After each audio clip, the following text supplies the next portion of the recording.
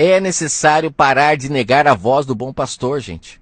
Olha só, em João 3, na passagem de Nicodemos, ele mostra ali que os mestres da velha aliança, que é isso que Paulo fala em Efésios 4, que foi levado a cativo, porque existia cargos de mestres, existia cargos lá, pastores. Em João 10, o Messias fala dos pastores da velha aliança, que eu vou citar já já. Ou seja, existia, mas como o cargo não deu certo, então o pai resolveu dar dom. Então em João 3, na passagem de Nicodemos ali, mostra que os mestres eles eram cegos. Eles não entendiam nada das coisas espirituais. Você se lembra? O Messias falou para ele nascer de novo e ele falou, nossa, mas vou voltar pro ventre da minha mãe, ou seja, ficou perdidinho. Só que nós precisamos entender que nascer de novo não é virar crente, como o sistema deixa transparecer, que nascer de novo é você agora ir para a igreja e mudar os seus hábitos que você praticava no mundo e agora você nasceu de novo. Não, nascer de novo vai além disso. Nascer de novo é ter uma mente renovada, é entender que as coisas do Pai são espirituais na nova aliança. Afinal, a era da carne acabou no madeiro e no corpo do Messias, como disse Paulo em Romanos 7. Para iniciar após o madeiro a era espiritual, o Pai precisa que as pessoas esqueçam a era carnal, ou seja, renove o seu entendimento. Então pense comigo, se o seu pastor ele usa coisas físicas para te prender ainda na velha aliança, então ele está tão cego quanto aqueles homens. Ele não tem diferença nenhuma de Nicodemos. Olha só, o seu pastor usa templo de pedra para falar que é a casa do Pai, então ele está preso à velha aliança ainda. Ele tem altar na igreja, ele tem ceia. Sabe aquela ceia física que o Messias fez para os seus discípulos porque eram cegos, eram incrédulos? Inclusive, quando o Messias ressuscitou, o próprio Messias chamou eles de incrédulos. Então você entende que aquilo foi necessário para eles? Para nós, a ceia é espiritual, o seu pão é a sua palavra, o seu vinho é o seu espírito. Se você ainda está participando da ceia física, você então está seguindo cego. Homens cegos, que se dizem mestre, ficam ensinando as escrituras para você, mas de forma carnal. Você ainda batiza na água, o que foi necessário para Israel. Você ainda paga dízimo, e em dinheiro ainda, sendo que dízimo sempre foi alimento, você ainda paga em dinheiro, está mais manipulado do que tudo. Então você ainda é um cego guiado por cego. Você guarda sábado físico, você tem liderança sobre si, tudo que foi necessário para a velha aliança. Se você tem tudo isso hoje como prática, você infelizmente não tem diferença nenhuma de Nicodemos. Não entendeu o que é nascer de novo. Nascer de novo é entender que as coisas do Pai são espirituais, mas só são espirituais na nova aliança.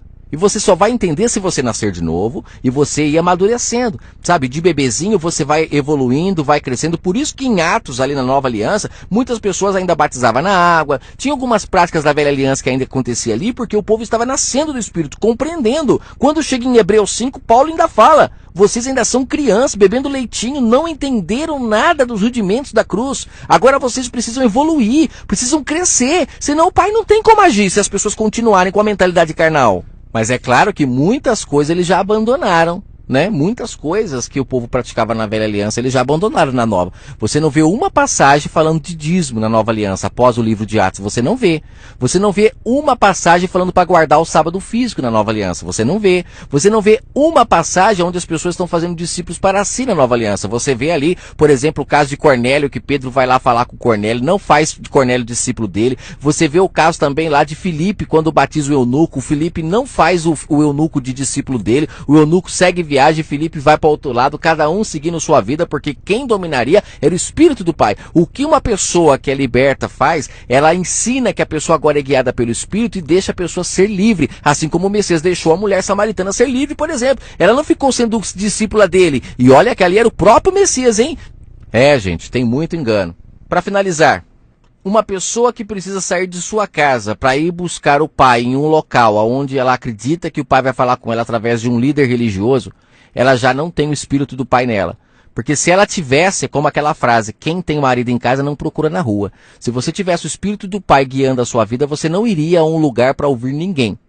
Só isso já demonstra que a pessoa está ainda presa à velha aliança, não nasceu de novo e está totalmente carnal.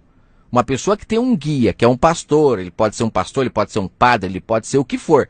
Uma pessoa que tem alguém que ensina as escrituras para ela, ou seja, que está ensinando pelo caminho que ela deve andar, fato que no madeiro já era para ter finalizado isso, porque era o Pai que ia guiar as pessoas, e foi isso que o Messias disse para os seus discípulos irem fazer discípulos, não para eles, mas para o Messias, ensinando que agora eles deveriam de ouvir a palavra do Messias para seguir as suas vidas, amar o próximo como a ti mesmo, sabe, amar o Pai acima de todas as coisas e bola para frente, cada um seguindo sua vida livre, não mais escravos. Isso era ir anunciar o Evangelho, mas infelizmente, né, os lobos vieram, devoraram tudo e agora estão aí constituindo riquezas com o engano que eles divulgam. Então você que segue esses homens, você não tem diferença nenhuma de Nicodemos. Nem eles e nem você. Se você segue eles, infelizmente você está tão cego quanto eles. E aí, como disse o Messias em Mateus 15, verso 14, quem segue o cego cai em abismo com ele. Ou seja, cair em abismo é não entender nunca o plano do Pai, o seu reino, porque está com a mente toda carnal por causa desses homens que ensinam as escrituras de forma carnal. A letra mata a gente, mas é o Espírito que dá vida. Se nós não nascermos do Espírito, não receberemos a vida. E a vida é o Espírito do Pai nos guiando. Paulo fala em Coríntios, 2 Coríntios 3, verso 15 e 16, que o véu, ele só é tirado, o véu que é a mentalidade carnal, ele só é tirado quando a pessoa aceita o Messias como seu Salvador. Não é aceitar dentro de um templo, é entender o reino do Pai espiritualmente. Aí o véu é tirado e você não entende mais de forma física as coisas do Altíssimo, mas agora entende em espírito porque o Pai é espírito. Em João 10, ele, o Messias, chamou todos os pastores de ladrões, de homicidas, destruidores de almas, ou seja, mentes, né? Eles roubavam a verdade do Pai, por isso que são chamados de ladrões, roubavam a verdade do Pai. E quando você é roubado, né? Quando tiram alguma coisa de você, o que acontece com você? Você fica pobre, você fica vazio.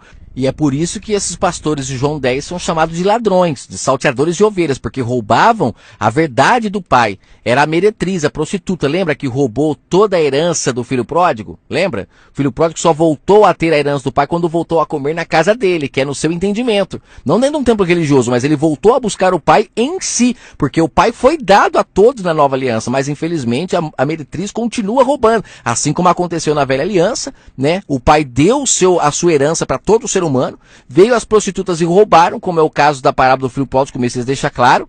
E aí na nova aliança, que o pai novamente vem para descer sobre toda a carne, como profetizou o profeta Joel, esses homens continuam aí, a meretriz, roubando a verdade do pai, continuando sendo ladrões, salteadores de ovelhas. Então em João 10 ali, o Messias ele se refere a esses homens como esses ladrões, esses homicidas, destruidores mesmo do mundo. Só que esses homens, eles são tão cegos que eles dizem que o contexto está falando que é o diabo que mata, rouba e destrói. E no contexto de João 10, o Messias está falando que são eles. Esses homens que vieram, né, como se intitulando pastores e roubavam, matavam, destruíam a vida das pessoas. Só que eles dizem que é o diabo e o povo não lê as escrituras, né? E com isso fica preso na mão deles. O Messias, inclusive, diz no texto que ele é o único bom pastor que dá a vida pelas ovelhas. Só ele. Não tem nenhum outro que fez isso. Então por que esses homens se colocam como pastores até hoje? Como alguém que está elevado sobre os outros. Ele tem um cargo de pastor e você tem que respeitar. Eles fazem isso para manipular a mente das pessoas. Ele afirma, o Messias, em João 10,16, que ele veio para morrer e se tornar o único pastor das ovelhas, o único. Quem quisesse continuar com seus rabis, seus mestres, seus guias, né, que são os falsos pastores, até poderiam. Mas não teriam ele mais como pastor. Para seguir ele, tem que cumprir o que ele falou para a mulher samaritana, gente. É necessário a gente entender as escrituras. Para a mulher samaritana, ele diz o seguinte: é preciso agora adorar o Pai em espírito. Ou seja, individualmente, interiormente, invisivelmente. Ou seja, ser espiritual, que é o mesmo que nascer de novo, não é buscá-lo em templos e nem em montes. Ele falou isso para a mulher samaritana. Só que aonde é que esses pastores hoje são homenageados? Inclusive no segundo domingo do mês de junho. Eles são homenageados na onde? Onde é que eles reúnem as ovelhas para serem homenageados? Não são em templos? Não são em montes? Isso não é desobedecer a ordem dada pelo Messias em João 4:21, que não é no templo nem no monte, mas que busca o Pai é em espírito? E agora? Você acha mesmo que esses homens merecem um dia especial para eles?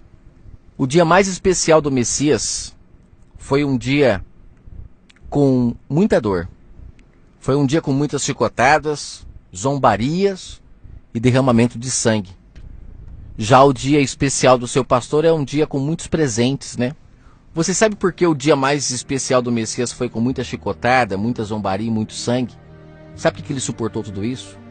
Ele suportou tudo isso para te comprar, para te livrar dos mercenários, para que você não fosse mais feito de comércio na mão de ninguém, para que você pudesse buscar o Pai aonde quisesse, sem ninguém mais te obrigando a nada.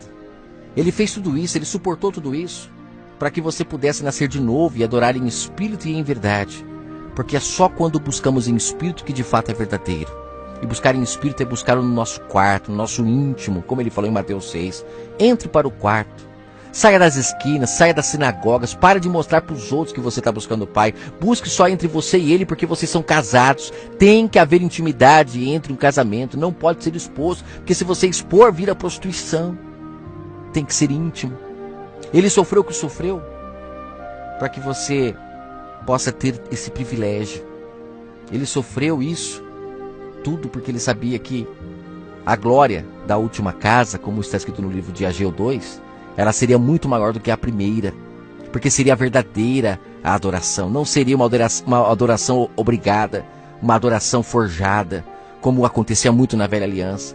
Pessoas com títulos de pastores, com títulos de sacerdotes, com títulos de mestres, mas que de fato eram cegos, eram guias cegos, estava levando o povo para o abismo. É isso que ele não queria mais, por isso que ele deu dons. E esses dons só são utilizados nas horas que ele quer que seja utilizado, e não como alguém que recebe um cargo, que todo mês recebe salário para ter esse dom. Em 1 Coríntios, capítulo 3, verso 16, ali Paulo fala que nós somos o templo do Altíssimo, confirmando o que Ageu fala no capítulo 2, que a glória da última casa seria melhor do que a primeira. Não é a segunda, o texto diz a última casa. E essa última casa que o Pai criou para ele, comprou para ele, é o ser humano. Cuidado. Paulo ele disse em 2 Tessalonicenses capítulo 2, verso 3, que haveria uma grande apostasia sobre a terra nos últimos dias. E de fato a gente vê isso acontecendo. Pessoas comemorando o dia especial de quem nunca morreu por ela. E o verdadeiro Messias, aquele que morreu por ela, ela nega quando fica debaixo de tutores, de mestres, de guias, e não deixa ele falar com ela para que ela possa entender e compreender qual é a boa, perfeita e agradável vontade do Pai. O Pai quer que a gente busque Ele de forma racional, no raciocínio, como disse Paulo no livro de Romanos, e não de forma exposta. Não é prostituição, é relacionamento, é intimidade. Que o Pai abençoe a sua vida.